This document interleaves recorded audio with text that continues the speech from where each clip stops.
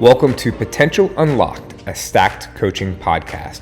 On today's episode, we have with us intuitive counselor Will McGreal, his third appearance on the podcast, this time giving a seminar on living your genius.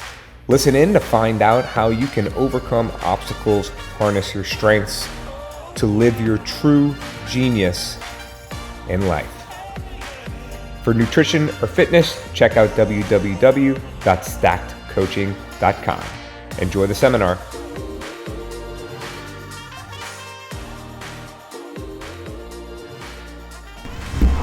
I want to, as you know, everybody knows this is about living your genius. Is that clear? Did everybody see that in the title?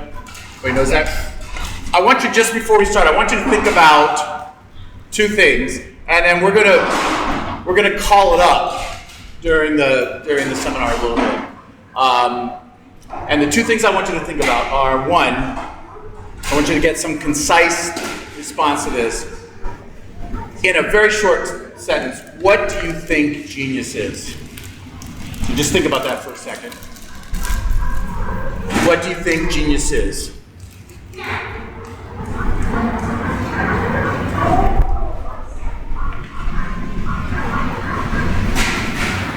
And then second, I want you to come up with some statement in your mind for this. What is, well, who are you in relationship to what you think genius is? Who are you in relationship to what you think genius is? And that has a little bit to do with why are you even here in this seminar anyway? Even out of curiosity, how many people here are just like, I don't know, I want to see what the genius thing is? Anybody have that kind of, like, all right, so, I don't know, tell me, let me see, right? How many people here feel like they have brushed with their own genius at times and they're familiar with that kind of thing, right? All right, and then, and so there's I think over the years, certainly in this time, people are having a much more rounded view of what genius is. When I was a kid, anybody who did well, let's say in math class, the teacher would say, "Come on up, Einstein." And Einstein was like the iconic genius. Can anybody think of some other iconic names in genius? Anybody? Oh, come on. Yeah, the guy who had like ALS, who just died. Stephen Hawking. Thank you. Stephen Hawking. Rembrandt, Beethoven. Thank you. I used to be a musician, so I appreciate somebody said that. And Rembrandt. What about Leonardo da Vinci? Right? Anybody else you can think of? What about women? Come on, guys. Ruth Bader Ginsburg. Yeah. Okay. That's my genius. Why do you feel like she's a genius? Only because it's not. We don't think of her like in the science way. Like what is it about her that's genius? What did she say? Ruth Bader Ginsburg. I think she was just in tune. You know, she was in it. And in what? When you say it, what's the it? She wasn't the norm for her job. Life and the times. Yeah. And ahead of her time. Yes. Yeah, these are sort of earmarks, right? Doesn't it something about genius that we think that they are on this avant-garde of consciousness and they have access to something just beyond where we are, and then we reap the benefits of it, maybe? Although, how many people here every day say, "Thank you, general relativity"? How many of you, anybody? No? Guys, one here. The doctor. It's Nathan, right? Yeah, I love Einstein. Right. Well, you know what? You know what's interesting about Einstein? How many people have heard sort of, it's this close to being apocrypha. Like, it's certainly mythology. How many of you have heard that Einstein had ADD kind of, issues with math? You've heard that? It's not really true. But what's interesting is that the equivalent of that, or something that I think that the reason that became mythology about Einstein, is that he was actually not great at math. I don't mean he was ADD at math. I mean he was not great at math. In fact, all of his theories, when it came time to working them out mathematically, he had to seek help from colleagues. And when he went from relativity to general relativity, which is a more advanced form of it, he had to go to his colleagues, and then he still got all the credit, having sort of garnered that Einstein icon already. And they were pretty pissed about it. And so there's all kinds of letters back and forth about who really is responsible for the math behind some of the relativity stuff. But the thing that I want to mention about Einstein, which is really germane to this conversation, is that Einstein's genius really was not that he was a math genius. He wasn't. Oh, I think he's better than a lot of us in terms of what he could do. Like how many people did calculus or still can remember calculus? You know, it's somewhere, right? That's not a problem. But at the level that theoretical physics required math, Einstein struggled. He's one of those people doing those pull-ups that still does all the motions, but only gets to about right here. Still good. Yeah, you don't see me doing it, but it's still good. But what was his genius? Do you know that he was asked to be the first prime minister of the newly founded Israel? Nathan knew that? You know that? And he turned it down. Right. He was throughout his life, but in his later life, especially after moving to the States, he was very active in social justice everywhere. And I think that this says a little bit about what's going on with Einstein. One of his more famous quotes, I don't know if anybody knows this one, I'm paraphrasing it because I don't know it per word, but he said, "We cannot solve a problem in the language of the problem." Does everybody hear that? We can't solve the problem in the language of the problem. In other words, identifying the problem is in a language which is exactly where the problem exists. The language itself embodies the problem. And to move beyond it, we have to, it's not that we need exactly another language, we need another universe of thinking. That is Einstein's genius. And that's why he was asked to be the first prime minister of Israel. This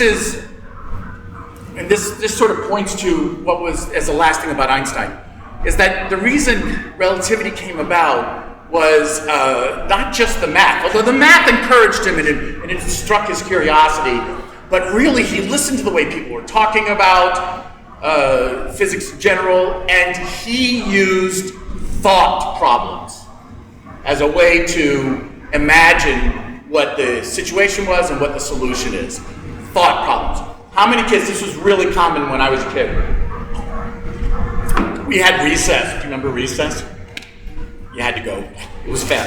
And we would sit outside, and I had a bunch of kids that I would sit with, and we would ask questions like, hey, if I had your eyes, would I see green the same way that I see green now? Did anybody have that kind of question? And we were a little bit nerdier about it. No. I'm sorry, you missed out on one of the most great things about Sandlot. But anyway, but even for us, it's like we would take it nerdier, and we would say, like, wait, but the brain would still be the same. So it's not my eyes; they're just the receivers. My brain is what says it's green. So what if I had your brain? But then if I had your brain, I wouldn't know how to compare it to my other brain. And this is how we went. And we would say things like, we were all excited about the moon shot, and then they were talking about Mars, and then we were speculating how long it would take to go to Mars, and how crazy that is, and do you have to sleep during that, cryogenic sleep of some sort? And then we had this feeling of, we don't have to change how we're going to get to Mars, how far Mars is. We simply need to change where we think Mars is. Kids, we just need to change where we think Mars is. Well, I should tell you that this was after a play date my mom arranged with Einstein and myself. I'm stealing it from him, actually. I never thought that. But I'm sure your own way, your own curiosity, your own imagination looked at the world and went, oh, look at that, the way, even just watching birds, watching the dryer and trying to see patterns in it, back and forth. These things are our genius. in real life playing themselves out. And for some reason, we start to separate our own sense of self from whatever that process is. And that's what we're going to look at today. I think that one of the, if I had to pick the most important defining characteristic between living your genius and not living your genius, and the fact that you're here, even out of curiosity, means that there's some part of you in your imaginations that say, I don't know, what if? Let me see. Some part of you is already imagining that there's space for something else, that is possible. And so why aren't we in that space? And I want to say that the primary thing is the separation between who we are now and who we think we are not. Whether we are not the person we want to be, whether we are not the other person who we're comparing ourselves to, it's that distance between who we are and who we are not. Even if you're striving for something. Like, so let's say, you guys set up goals in here, don't you? Do you have goals? We set up goals. Yeah, you have set up goals. And, those are very real, aren't they? Maybe it's going to be a weight, some type of metric. How many reps, some kind of weight, your weight, distance, whatever the metric is that exists. That goal can be seen in one of two ways. It can be seen as, it's not where I am now, it's over there. And I have to work my way towards it. And a lot of times, in that kind of distant separation, we feel like we need to seek the help of somebody else. And why is that? Because when we're here and we're not there, there's something in this that believes that we're not there, we're not that person yet, because of some impediment in us or some willfulness of the world, the man, people might get upset about, or the Supreme Court in some cases. So in those situations, we sometimes believe that we need to in this case, solicit the help of others to train us to get there, to give us the tool. We don't have it. Show me how to do that. Okay, and then you obediently, religiously in some cases, do it. And that's how we get from A to B. How do we get from here to there? But that's one way to look at the goal. Another way to look at the goal, are we out of time? No. Okay, so we passed, this is where we collect money for the lights. Another way to look at that goal is to actually imagine, so like when you're doing only so many reps or something, or you're only doing so much, is to still be present in that state. And what you're practicing is living in the state of being that person. Is that too sophisticated or esoteric to show the difference? So, even though you're not at the metric yet, your presence in that moment does not have to be different than that. In other words, it's sort of like the acorn knowing it's the oak tree. That's not quite the same. So I used to be a musician, a pianist, conductor. The guy with the stick. And I was not a great pianist. Oh, come on. I wasn't. And so it's a lot of the people that I would play with, they would say like, oh, the Schubert, I've been dying to play this. And I would just go, how do they do that? I didn't have that kind of accessibility to it. I had to work things out a little bit. But it didn't mean that I wasn't in the spirit of the piece, even slow. And it's very difficult for us sometimes to recognize the actual spirit of what it is, this metric we're aiming for. To recognize that it exists in us now. And so, like for the pianist to play slowly, to imagine that this is still the art and the experience of playing that piece. So the differences in how to get from here to there is one, to look at it as a process in which you are not that, and you're going to have to sacrifice, you're going to have to morph into some changed being that can do that. I would have to lose weight. Oh my God, how am I going to do that? It's the challenge itself. Or I can be present in that state now. And somebody could say, like, but how do you don't know what that's like, so how could you ever know that? Yeah, you can. Because it's not just what you think is going to happen when you arrive at that metric, that you're going to feel good and your anxiety is going to subside, whatever that is. Whatever is attached personally to that goal, whatever that is, that's not what we're talking about. That's the noise. It's the experience of you in that moment that you can have now. This is genius. This is where genius resides. There's all kinds of ways that we hold ourselves back. There's the idea that I am not that person. Back from Spain. Hey, I'm sorry, guys. I have to. This is a huge moment for me here. Hey, Ryan. Ryan was recently gored by a bull in Spain. Oh my God. We're running at bulls. Living in my genius. Wow.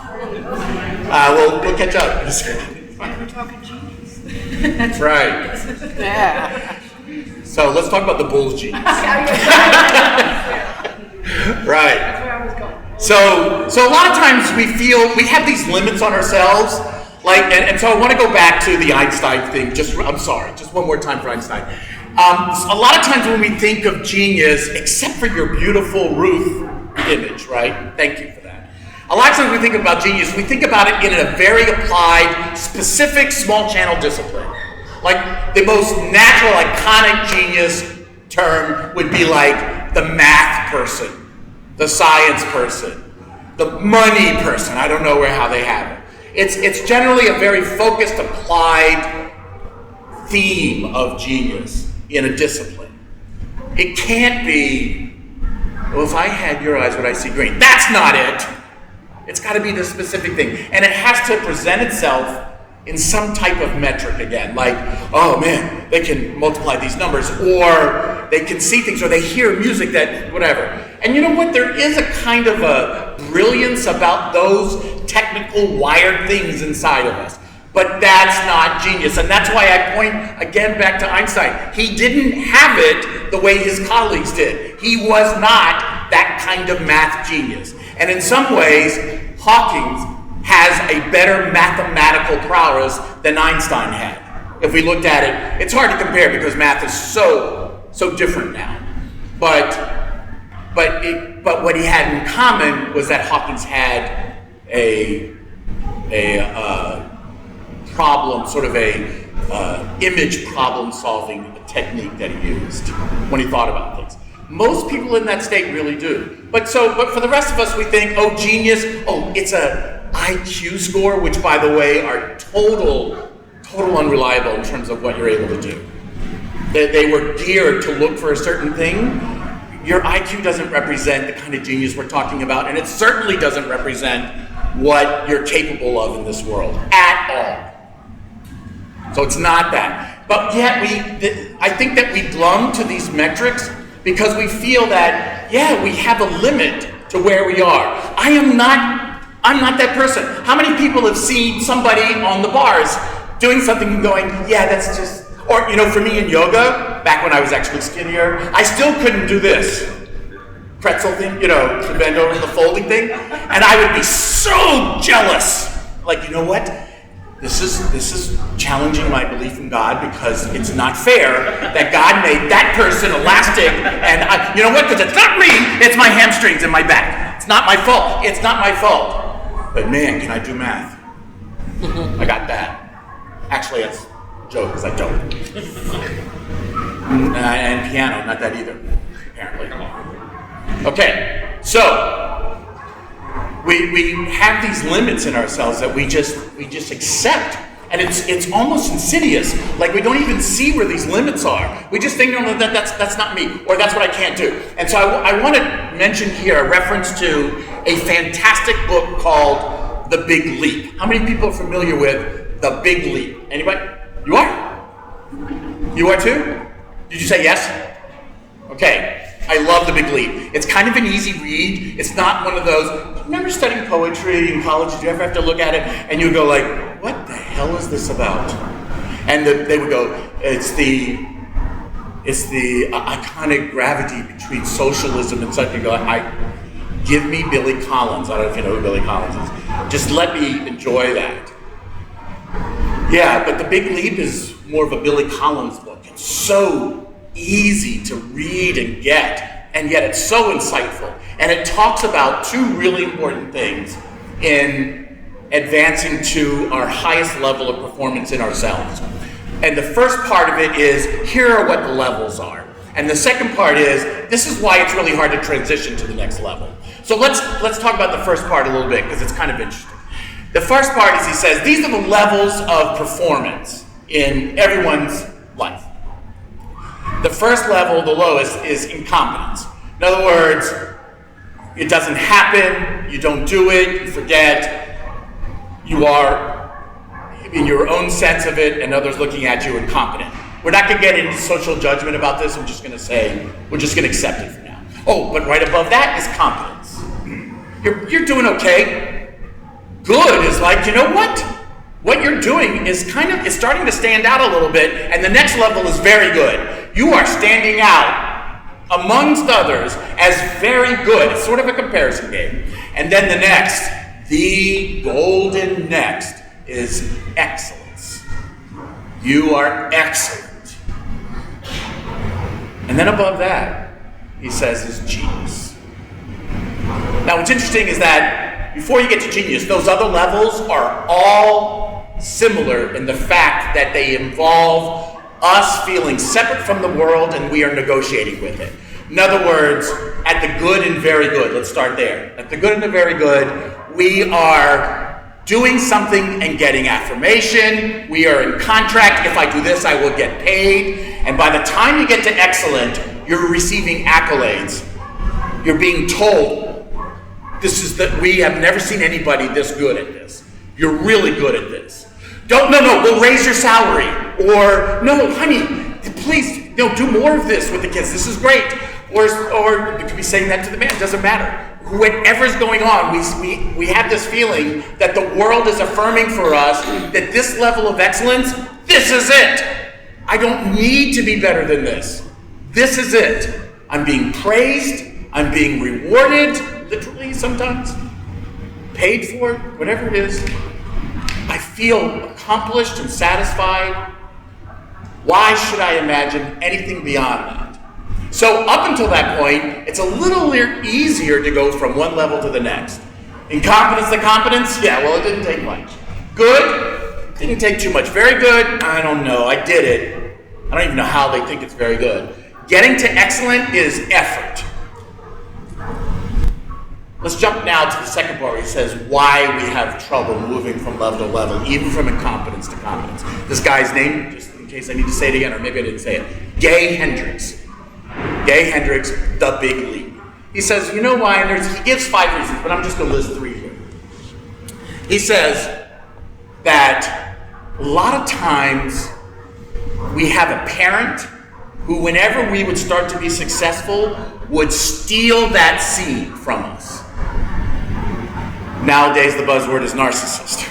But you don't have to go that far. It's just a parent, lovingly, unwittingly, maybe maliciously, maybe neurotically, steals our success. We go to succeed, and they have to succeed more. Or they have to tell you about their success. Whatever happens is that parent steals from us this idea that we own that success as a child. And it burns into us that, I'm not supposed to succeed.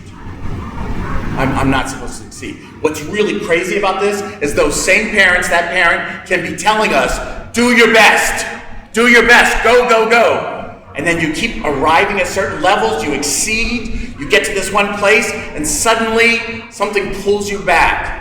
And Gay Hendricks would say, it's so hard to see it, but it's very likely one of these reasons, one of which could be that you don't believe you are allowed to be better, to succeed. And you don't even know it's there.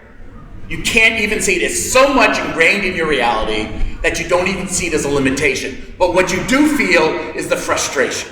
What you do feel is the sense of being unfulfilled. What you do feel is the longing for something else. What you do feel is longing when you look at others and go, how come she has that? How come he has something like that? You feel it there, but you can't imagine breaking through. Now, what's interesting about what Gay Hendricks talks about, which is one of my favorite things about his book, is that he says it doesn't have to be an obvious self-sabotage, although that's right in there about how we limit ourselves from going up.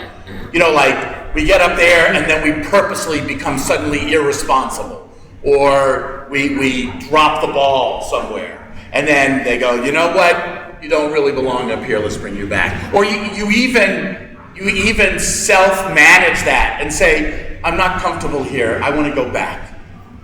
And while there may be some truth in that, it's hard to separate that from the invisible limiting that goes on that says, you don't belong there.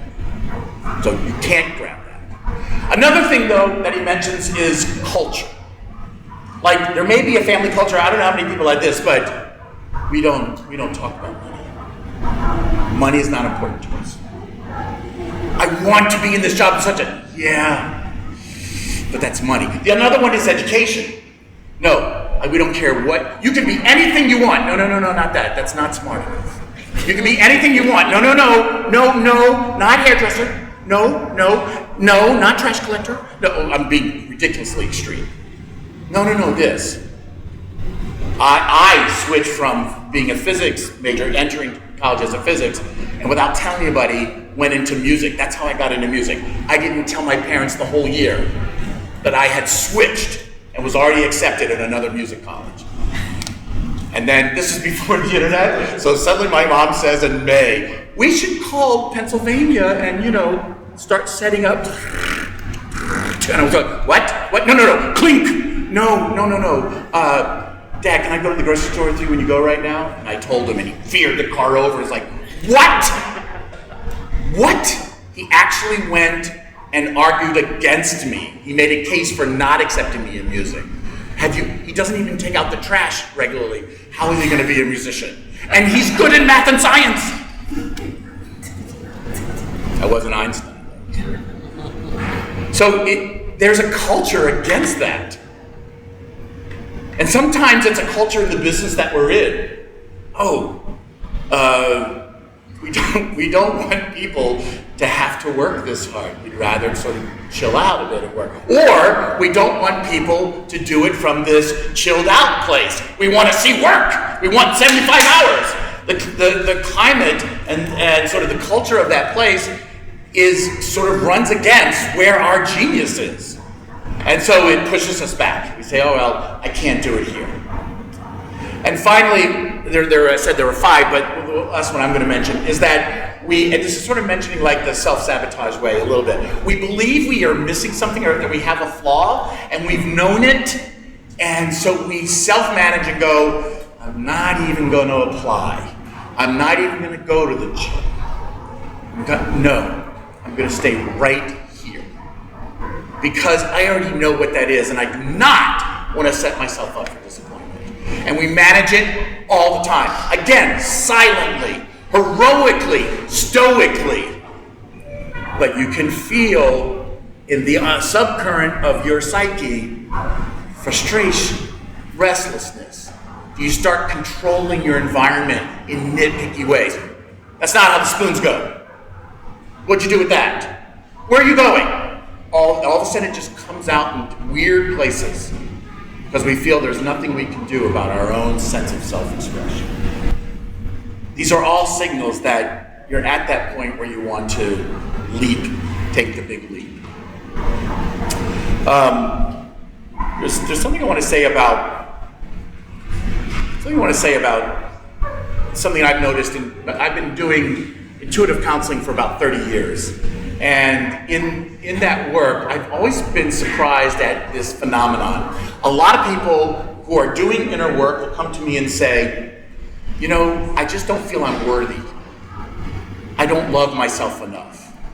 I'm sure you've heard these kind of things, right? This is a way that people sort of look at some of their deeper senses of loss and senses of self. And it's often treated with a ballast of positive remarks.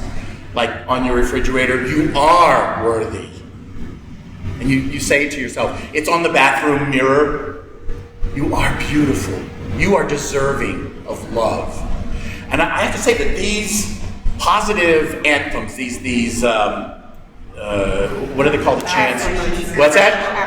Affirmations. Thank you. Right. These affirmations have merit. They have a positive effect on us. But what's really interesting is that I would receive clients who have been doing positive affirmations, but still can't seem to go through the wall. They feel better. They do act better. It's much easier when this seeps in and this works. But they can't get by, and it's typically because, in spite of the affirmations, they believe that they can't afford to be bigger than they are.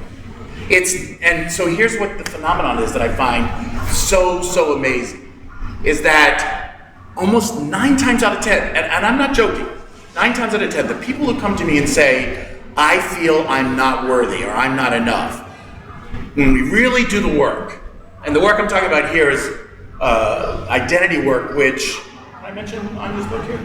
I mentioned Gay Hendricks, I'm going to mention Anya's book. Anya Lincoln wrote this book called I Am.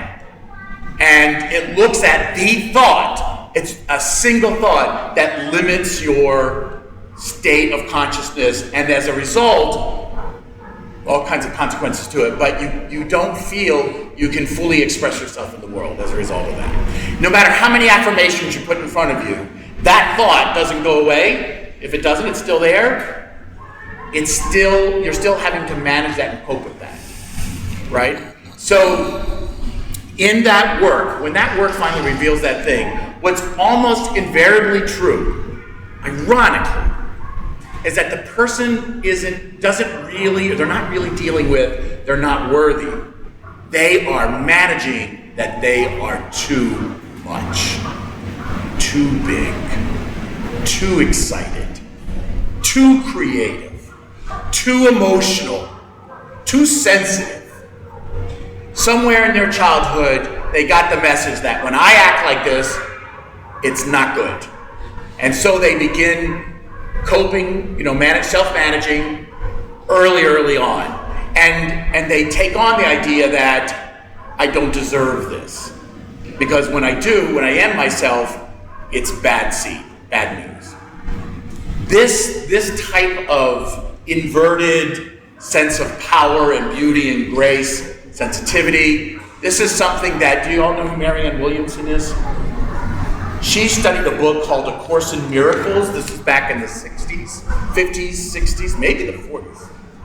It was this sort of cult book that not a lot of people knew about. Does anybody know Course in Miracles, the book? Yeah, it was a big cult thing. It was kind of a big cult thing, right? Because it was almost like arcane. It's sort of like the Kabbalah, like not every Jewish person can study in Hebrew, can study the Kabbalah.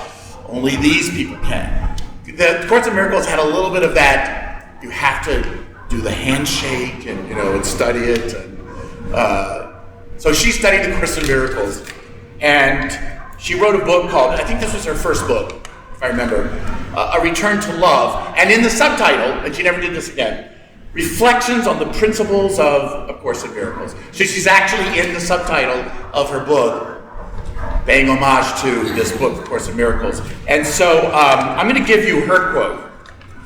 Rather than the Course in Miracles subject that she drew it from. I think she did a great job of bringing it to life.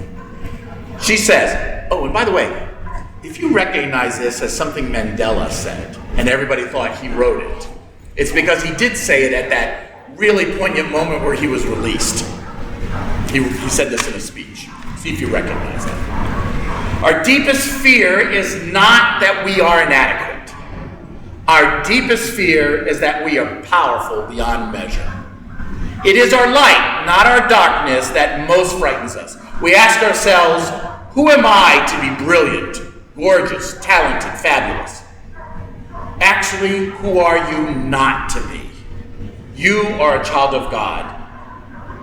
Your playing small does not serve the world. I think that's one of the most gracious invitations to our genius. Let's talk about how we're going to define genius in that state. First thing I want to mention about genius is that the mind's role in genius is the observer. It's the observer. That's it. Agency, action, movement comes from some other place. The mind's involved, but it's not the dictator. It's not the governor. It's not the one saying, whoa, whoa, whoa, whoa. Do you want to go right or should we go left? No, it's that comes from a different place. I'm sure you all know it. In the zone, right? You've been in the zone in somewhere, right? In the zone. The mind's alive, but agency is coming from some gut level physiological harmony in the self. It just moves. The mind is saying, I've got the entire universe accounted for here. It's amazing how functional the mind is in that state. And if you want to do anything to arrive in that feeling of genius, to be in that state of genius, ask the mind to observe as much as you can consciously. It's right up there with meditating, except not as a means to feeling better, but because that is the place to be, in that state of observation for the mind. The second thing is that what's important is that there's no metrics in the genius state. There's no sense of like, okay, I'll let the mind observe, but will I get the job? Am I going to get the job? Am I going to find what it is I'm looking for, whatever that is? If we're using the practice of genius to quell and assuage some anxiety we have about our lives, you're not out of the box of limited excellence, as good as excellence is. You're not out of that box. It will feel better, you might do more, but you haven't really crossed that threshold. It's not there. So, metrics are gone. Time is also a different force in the genius state. In fact, Gay Hendricks calls it Einstein time. I think because of relativity, the flexibility, elasticity of time. I think that's how he's using it, if I remember. But what we're talking about is that in that state of genius, time is not dictating your moves or your sense of self, and as a result, time flies. And as a result, you get tons of stuff done in a shorter amount of time. Not as that's the only way, but these are characteristics of that state. Time exists. You can even finish something at a certain time, but you're not staring at it going, oh God, I have to do 2 more things before the time. It's not that kind of dictatorial sledgehammer waiting to drop on you. Time becomes this sense of expression and creativity as a parameter of the creativity, and not as a construct that you have to live inside of, a box that you have to work in. So we have the mind functioning as an observer, we have metrics no longer determining whether we are successful in this state, and time is no longer a strict construct that restricts us in like a prison web. Those are some of the characteristics of genius. And this is the state in which all of us can live. So why is it that we feel like that's not enough? Why is it we feel like thinking about whether green would be green with eyes, why do we have to put that aside and say, no, I need to go earn a living? Why do we have to look at those things and say, I need to apply that in some way that has value? Why is it that I can't live in that fully creative state? And again, this brings us to that separation here versus where we want to be. Remember I said in the beginning, one of the most powerful aspects of this genius state is no longer being separate from anything in the world. One of the most powerful characteristics, and this would be true in the big leap of all the levels before genius, is that all of them have us separate from the outside world, and we're negotiating with it. We're negotiating. We're saying, if I do this, can I get that? If I don't have this, can you give me that, and I can do that? And so we're constantly negotiating with the outside. In the genius state, all of those resources we have total access to, and they're ours. It's funny, this is where money comes from, the genius state. We don't have to convince that person to give us that hard-earned dollar that's being competed with other dollars. We simply are going to do this thing, and people line up, and they give us the money because of some energetic transaction which is going on in our creative state. I know it sounds a little magical, but it's true. Think about all the times that you have been in that state and opportunities just arrive. Solutions just arrive. They're exciting. It's different than thinking, what am I going to do? If anybody is feeling like, I can't decide this or that, you're in that state where you feel your mind has to figure this out before you give yourself permission to be here. And so we're going to conclude with that conflict. A lot of people have come to me and talked about their suffering in the distance they had between what they have now or don't have and what they long for. I long for an intimate relationship, a healthy intimate relationship. I don't have it now. I long for a job that gives me the freedom to do things that I want, which, by the way, is a negotiation, just for the record. I long for, and we have this distance, and that distance, even though sometimes we feel like we're getting closer, it's weird. It still feels this far away. You know, no matter how close you are, that gap can still feel like this. And we measure our suffering in that distance in our minds. I am suffering to the degree in which it is that far away from me. And sometimes we even give a litany of all the impediments and challenges. And that also helps us give metric to our suffering. And I'm going to say, to not look at it this way, but this way, that our real suffering is the distance between who we are, right now, always, and who we do not allow ourselves to be because we feel we are not happy there. That distance, that is the suffering that is driving all of us. And what's the solution to that? Collapse that. It means accepting who you are now as it. Your genius does not exist in the future. It's right here, right now. And if you say, but it's not, I'm not earning what I want, I don't even know what I'm supposed to be doing. I don't even know what my genius is. I don't know what my life purpose is. So that prevents us from accepting this moment now. I remember once saying to some clients of mine, so, can you be in the moment? And they were like, yes, I can be in the moment. Okay, if you're in the moment, this is the only moment exists. Yes. Yeah. This is the only moment exists. Okay, yes. This is the only moment you're ever going to have. What? No, I'm just accepting this moment now. Let me go back. I kind of pulled me out. Let me go back. This moment. No. This is the only moment you can have. Excuse me. I don't want this moment. I don't want to be. Anybody see Groundhog Day? Fantastic movie. Groundhog Day, he says he's getting drunk because he has to keep living his miserable life on Groundhog Day in Puxtahoney, Pennsylvania, I think.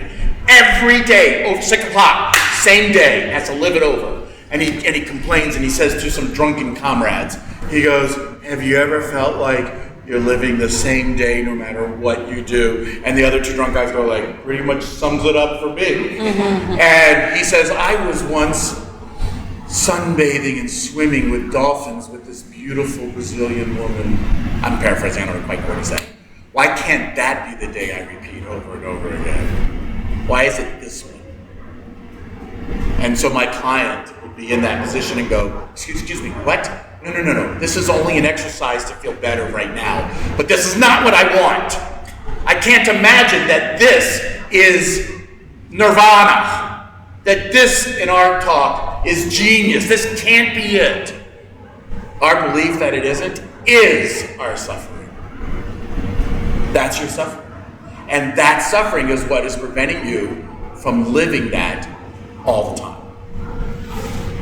So when you're in that state, do your thing. Blow a candle. And just ask yourself, what is it that I think I need that I don't have right now? And you can definitely run down a rabbit hole and say, intimate relationship or money, but I'm saying, what do you need right now? And if we live our life in every moment like that, our agency springs out of authentic movement, not out of a protracted process, mechanical system that says, I think this would be better, I don't know, maybe that would be better, I don't know. And it kind of looks all over the map for what's going to be our best course. It just says, okay, I'm just going to live this life. This one right here. The wildest things come out of that moment. The wildest things. People find themselves, I'm on a track for something, a career thing, but people are refugees coming into our country. I need to tend to that. And they apply themselves to that right there in that moment. And that takes them someplace they never imagined. You're just starting to pull yourself up to the bar. Just getting there. Of course, I think it's kind of dangerous to go all the way up, because when you're going down, you know how close you guys come to that bar? Is there liability insurance for that? That's kind of serious. It's a hefty pop. And that's a knockout. That's it. Thank God it's padded, because I saw it almost happen. But you're just not quite there yet. You're right there. That's not a metric. What does that feel like? Who are you in that state? What does your body feel like? What is it telling you? That's genius. And it's out of that place, out of that observing, out of that knowing that you access a different knowing. Not the knowing that believes you need this, the knowing that knows everything now. And then you advance very naturally, organically into the next moment. And out of that, that's how you know what your purpose in life is. You don't have to find it. You don't have to find it. You don't have to explore different things and say, is this my genius? Is this my purpose? You'll never get it. And why is it? Why won't you get it? Because you're still hovering above your true self saying, I don't want to come in until I know it's okay. And so you're saying, is this it? But it's never going to feel like this if you're this far away from yourself. It will never feel right. It might start to, you go like, okay, I think this is it. I do want to do astrology. I never knew. I'm bored of it already. I do want to do insurance. Whatever it is. Being in that moment is where we actually find out who we are, and it's in that state that we walk out into our genius every day. To practice this, there are two steps in typical, if we had to name a process, which is a bit antithetical to everything I've been saying, but just bear with me for a second. That part of the process is to break down the machinery that keeps us in that suspended state. For our own good, it tells us. I love the way when you start to live your true self and the mind says, hey babe, I love all this. This is doing good. You're happy, right? This is good. I just want to, is it working? Is it really going to work? And it immediately pulls you back. Oh, wait, let me check the metrics. That mechanism you have is going to make some damn good arguments on your behalf. It's not easy. It's simple, but it's not easy to break through that. And it takes a little bit of work to dismantle that machinery. So that's one part of the process. But the other part is to actually celebrate and notice your true self in its natural state, which exists now. And celebrate it, nurture it. And then it gives you more consciousness in moving out. And it takes a bit of time, but not forever. It doesn't take 7 years of therapy. It doesn't. I'm sorry, did that hit a nerve? I'm sorry.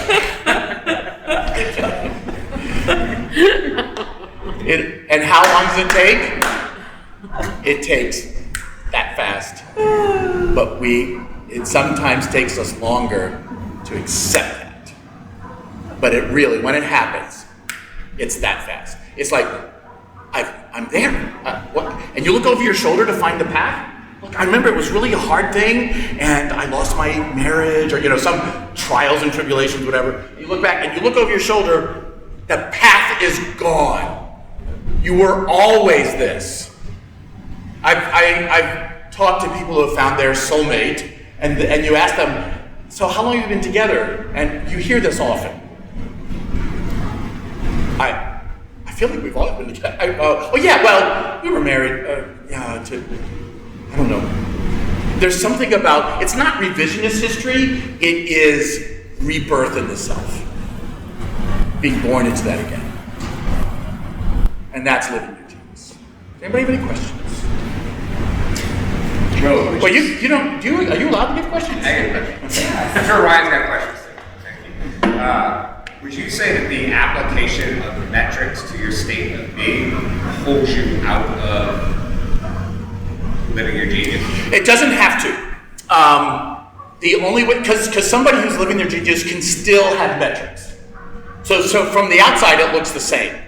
But the difference, though, is that if we attach some type of meaning to the metric that doesn't exist in us until then you're pulled out.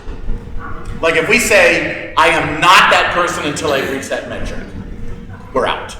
And we're not living in that state of experience and harmony and natural. I find myself often going in and out of this state. And I feel like I pull myself out of living my genius when I observe where I am with it. Yeah, that's very good. You do. That's what happens, right? And so it's, so when I'd be practicing the piano, I was not good, okay? And I would have to practice, and I was about to go conduct these big orchestras, and I didn't even know how to play the Beethoven symphonies. You know how they have flutes and clarinets and horns and strings and strings and strings and strings and strings. They have all that stuff, and you have to read all of them at once, and you have to play them on the piano. That's what all real conductors do. And I was struggling with that, especially the scherzo. You know what scherzo means? Joke, really fast. And I sucked at it, and I knew that I was going to fail as a conductor. So I went and read a book. I went to buy a book on how to get better at that, so I could get my metrics in. And I couldn't find one, but the guy said, here, why don't you read this book I keep for people like you? He literally said that. And back then it was only $1.25, and it was called Zen and the Art of Archery. And he handed it to me. It was very thin.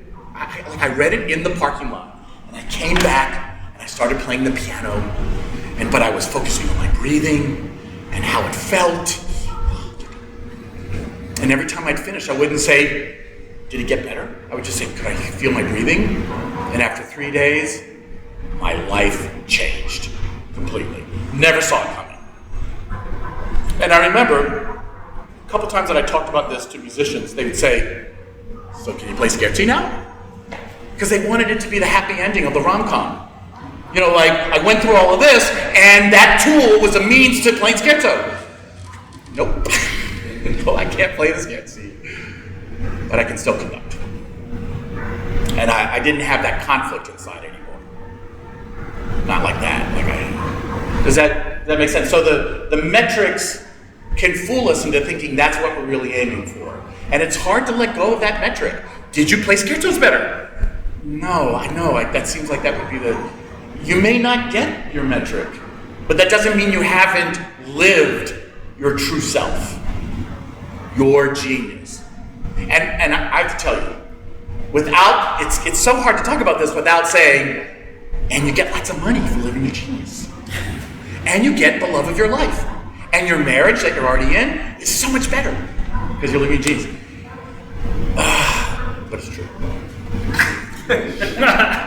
It is. How is it true? It's, first of all, they don't matter, the actual metrics of a marriage. I remember asking my sister once, how's your marriage going? She goes, it's like 12% better. I just was floored. What does that mean? 12% better. This was 3 years before their divorce. So, what does it mean to be 12% better? Like, what does it mean to say, I'm making 12% more money? We can actually measure that. I have more time. But those negotiations, they just go whoosh. They're like the tide that goes away and comes back, goes away and comes back. It's not what's measuring us anymore. But we do have this access to the resources of the world because they're ours. I don't mean in a hoarding, self-centered way. I mean in a narcissistic way. They're ours. Just checking if you're listening. I don't mean that. It's because it's our center of our universe. And when we are creating from that place, everything is connected to us. It's the true meaning of oneness. Now, you still have your will, your will, your will, your will. You still have it. And we will bump into each other and find out these things. But you're still, like to quote Charlie Brown, you're a figment of my imagination. It sounds like you're just talking about perspective. Just change your perspective on the way you look at things from the inside. It sounds like. I mean, like simply that. Attitude, gratitude, you appreciate who you are, what you have, and you go after it, and don't let the outside, the external things hold you back. Right. Different perspective on accomplishing things. And that's good. I think that you're right on track with that. Question mark. Is that what you're saying? Yeah, well, yes, except there's a big difference.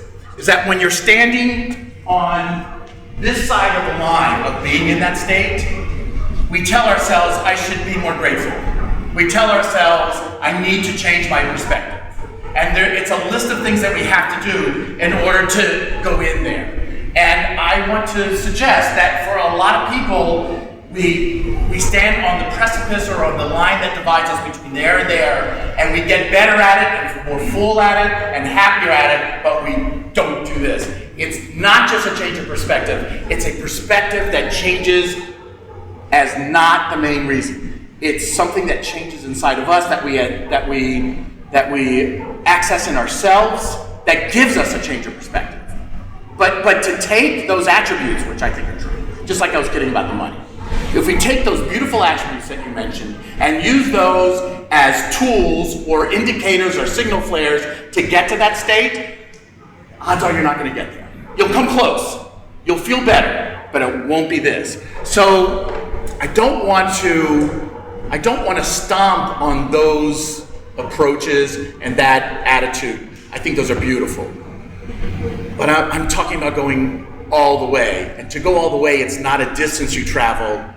It's letting go of all the noise that's been keeping you from being there. And I know it's maybe a nitpicky, nuanced difference. It's everything. It's everything. It's like the famous Michelangelo da Medici, sorry, mixing geniuses there, who, when asked about sculpting, says, I don't create the image, I look at the stone, I'm paraphrasing again, I look at the stone and I see and know the image, and my job is simply to get rid of everything else. And I think that that's really what we're talking about. If I had to work with what you were saying, I would emphasize more the letting go of the noise so that we can actually see it. We don't have to practice being grateful. In this state, we cannot be anything but grateful. We don't have to find a different perspective and manufacture it. In this state, there is only this open perspective. So true, but how to get there. And it radiates naturally from, it's a radiance that occurs. So on the other side of it, it's a thought process, it's a line that you're trying to get to, but when you cross that line, it radiates. You don't have to say a word about it, because people will say, wow, she's living in her genius, or she's radiating energy, she's glowing. You hear those words when you hit it, and as Bradley touched on, what we all struggle with is kind of walking the line, because we touch it at times, and then we duck back for comfort, and then we cross it again, and that's natural. And then the follow-up book that he's talking in the Genius Zone is the follow-up book to the Big Leap. He talks about being able to simply be present in the moment and open to recognizing when those opportunities come to us during the day, right? Because they happen all the time. All the time. Whether it be business opportunities, opportunities to develop your relationships with your spouse, your coworkers, whatever, they're always coming at us. But when you're in that genius zone, you recognize those moments. And then they're there, and like, how did I not see this before? Yeah. You know, Bradley's like, how did I not see this opportunity to improve my gym by doing X, Y, Z? because he was mixed up in the steps, right? Or not mixed up, he was working through the steps. But once he's on the other side of it, once we're on the other side of it, then it naturally just oozes. Because I think a big thing about process, if this could be one of the big takeaways, is that process by definition is designed under the understanding that you are not there. You're not there. No matter what you do, you're getting closer. You're not there. And it's almost like an admonishment. You're not there. And so we struggle to get the next step. We have to commit differently. We have to recommit. We have to check and make sure that we're making progress. It's hard to be on the line. That can be motivating. That can be very motivating in a positive way, not in a negative way. I'm not there and I'm not good enough to be. Wow. I'm excited about taking the next step to get there. Okay, so what you're citing is something very important, is that these steps do advance you. They do work. But they can be internally and emotionally motivating in a positive way, not in a negative way. I'm not good enough, I have to do this. But in a, I get to do this. Right. When I emphasize you are not there voice, that's not to eclipse whatever positive encouragement you receive from it. I am exaggerating the voice that is in the subterranean of that entire process. No, I understand what you're saying. I'm just saying you can look at it in a different way and use it as a motivator. I always hear people say, oh, I have to work out. And Frank and I, ever since we started working out, how we feel, we say, you get to work out. I interview people. Yeah, so you're probably talking what I'm talking about. Physically in trouble. They're Right. so sick. They don't get to work out. They get to What is it that draws you to the workout now? It's the way you feel. See? Mentally, physically, the camaraderie, it's all those things. Yeah. What I'm saying is when you're motivated to do something and then you attain it, you respect it. Right. I'm going to suggest that you're actually in the same boat with me. Is that you're not saying, I need to get to this place. I go because of the experience. Right. And I think we're in the same boat. That what's drawing you to that is the constant and real. By constant, I mean it's you all the time. You are present in that experience. And what's motivating about that is maybe confused because we're in a metric world that says I'm being motivated to arrive at my goal. I would challenge that, especially with somebody with a heart like yours like that, to say I'm being motivated because I like living like this. And that's a different motivation operation. Yeah, I know what you're saying. Yeah. It's a short-term thing. My reunion's coming up and I'm always 5 pounds. Well, that's different. No, I am agreeing with you. I'm just saying that your perspective on the metrics can also change to be a positive. The joy of the process of getting there can also. And I hear you what you're saying too. It can hold you back because it's like on a piece of paper. I have to do A, B, C, D. Well, it doesn't really hold us back in terms of the kind of bad child you might receive, that kind of admonishment that way. Where you just feel like, oh, it's not worth it. But it can hold you back. How many people do you know are still in process? Everybody. Right.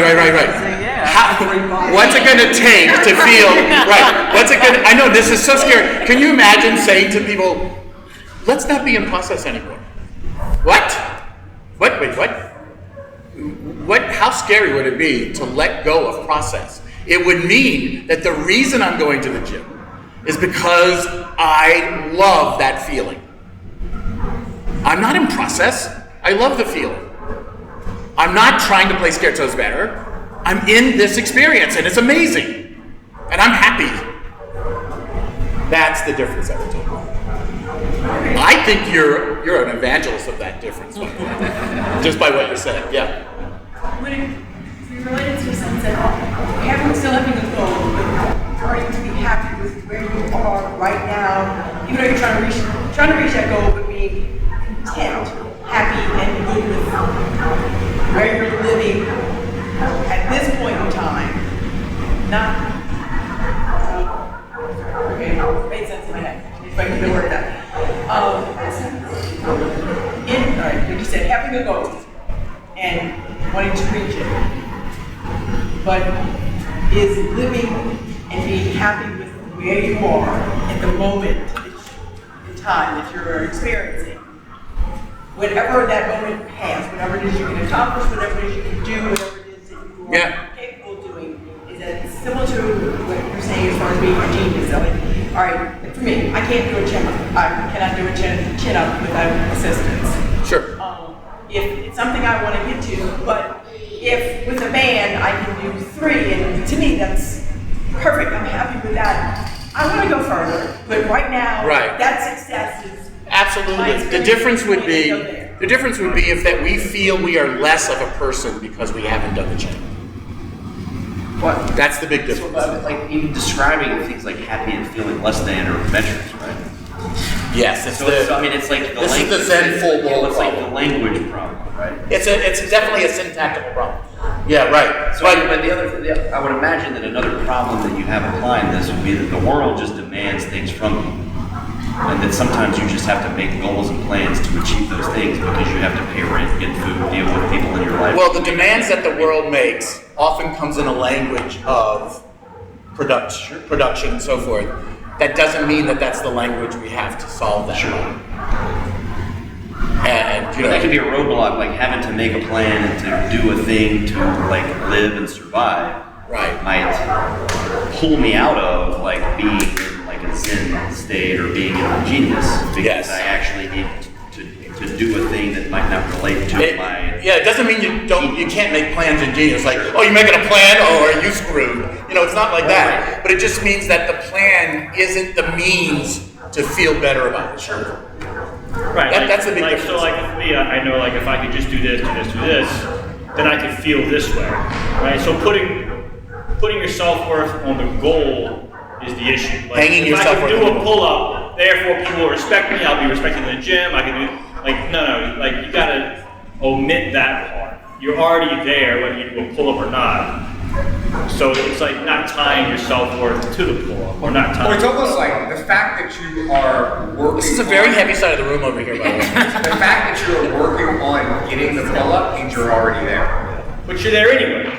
Yeah, but so what he's saying is like setting a goal, right? So like being here. Okay, if I could just do this, then I can feel safe enough to be who I really am. Like people, I don't have to be like quiet now because I'm successful. I got this much money, so fuck you. Like, sorry. So screw you. You can't judge me because this is what I am. Right?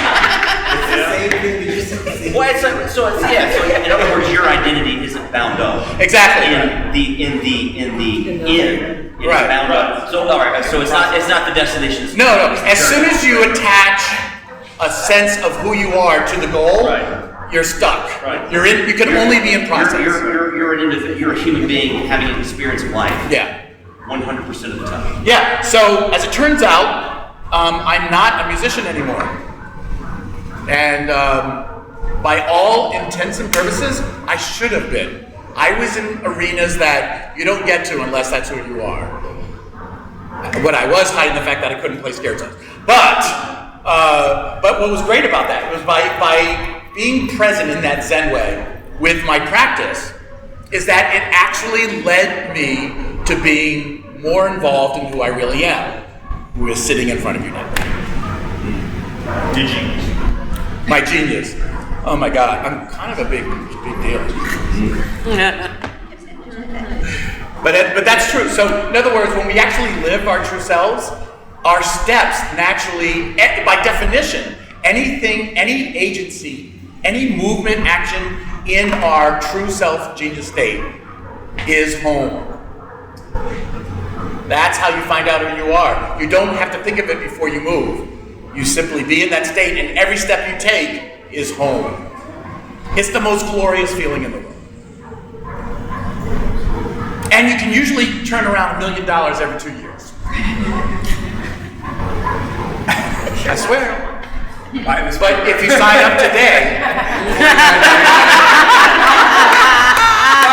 $3 million for the first 10. All these promises. The other thing I would add, Will, is that when you reach that state, you radiate with but you radiate not for yourself, you radiate for a higher power, which naturally puts you in a service light. You begin to serve the world outside of your own needs, and it extrapolates. It's very often reflected in others. You see it in others are invited to do it. What's really funny about this state is that the people in your life will either say, well, go back to the way you were. Excuse me. And they fight for you to go back to the way you were. No, be codependent again. Don't you need me? They fight for the old way. But a lot of those people suddenly go, wait, we can be different? Oh. And then you start attracting people in your life who have that same radiance. And then everybody's radiating that. That's the beauty. It's amazing how it works. Amazing. And so, I think it's. Then it doesn't matter how much money you have. And about the higher power, I want to nuance that a little bit. I love that idea, but I don't want us to separate from the higher power in this state. We are that higher power, not like I am God, but like I am God. Not in that scary way. People who get afraid of somebody going, well, of course I'm God. In fact, I remember in the 70s, 80s, when New Age was sort of like getting its traction.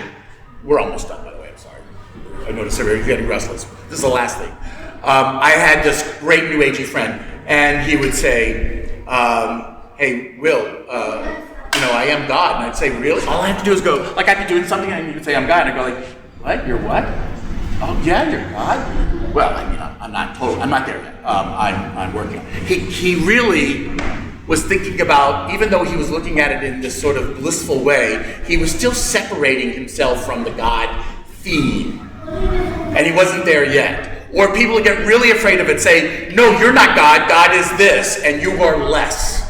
It's a scary, scary thing when we are separate from the rest of the world. But when you're in this state, where you're one with everything, it doesn't matter, God. It's all gorgeous. All of it. I'm going to tell you, Albert Einstein once said, you need to look in the mirror if you have the attitude towards your friends. I want you to be good. Don't you dare be too good. Don't you dare be great. I mean, you have to look at yourself inwardly. Yeah. If you take another person being better as a reflection on you not being good enough. Yeah. You need to let everybody be their best. That's what Marianne Williamson was writing. She said, yeah. Did you think she said that really well? Yeah, and I remember that saying, I love that. If you look in the mirror and you feel that, you know right away. All right, so Brett, do you want to say where this is going? Will and I are starting a group that's going to meet, and we're going to work on specifically overcoming your obstacles. Dismantling the machine. Dismantling the machine for you to arrive at your genius, or living in it. Yeah, living in it. Because we all have it. It's opening up that door to live in it. And so we'll talk about harnessing your strengths, knocking down those roadblocks that are impeding you from living in that state. So if you're interested, let us know. It's going to be a little small group that we're going to work They would let us know through you, right? Yeah, let me know and we'll put the group together. So I hope you guys enjoyed this. Will is an amazing, insightful guy. In spite of scarcity. And he also does life coaching as well. Yeah. Okay. It was really nice to meet you. Thank you.